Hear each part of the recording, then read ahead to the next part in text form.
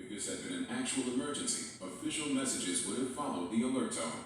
This concludes the test of the emergency alert system.